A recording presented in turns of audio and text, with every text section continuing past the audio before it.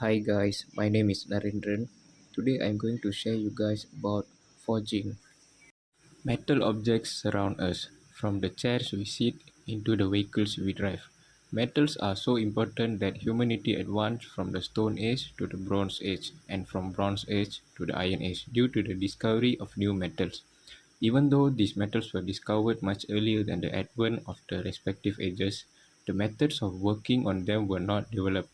Almost all metals are hard solid, which makes them impossible to work on.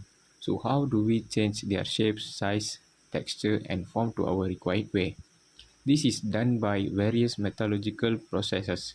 This metal is made soft by bringing its temperature close to its melting point and then shaped.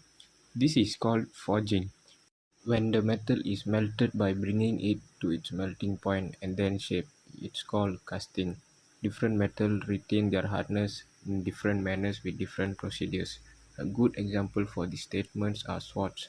Iron or steel swords are hardest when they are forged shaped, whereas bronze swords are strongest when they are cast. In this video, will talk in brief about forging and also the type of forging technique used. Forging is among the oldest metalworking process. As we discussed, during the forging process, the metal is heated to very high temperatures and then shaped with the help of external force. In the olden days, they were done by blacksmith with the help of an anvil and hammer. Later, the blacksmith hammer was replaced by trip hammer. The trip hammers channel the power of downflowing water and use it to lift huge hammer heads. This vastly increased the size of metal that can be worked along with the speed of production. These trip hammers are the basis for all modern industrial forge hammers, which are powered by hydraulics, electricity, or compressed air.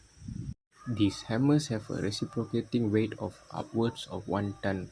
To give you a small idea of how big these hammers can get, I'll show you a picture of one of these hammers.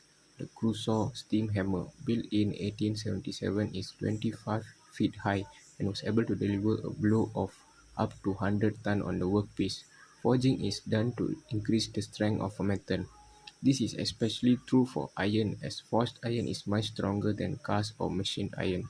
The disadvantage of forging is that it is not applicable to all metals. This is the reason why you mostly hear about cast aluminium but not forged aluminium. Forging is broadly classified into hot forging and cold forging process, just like the name suggests. The hot forging process is when the metals are plastically deformed above their recrystallization temperature.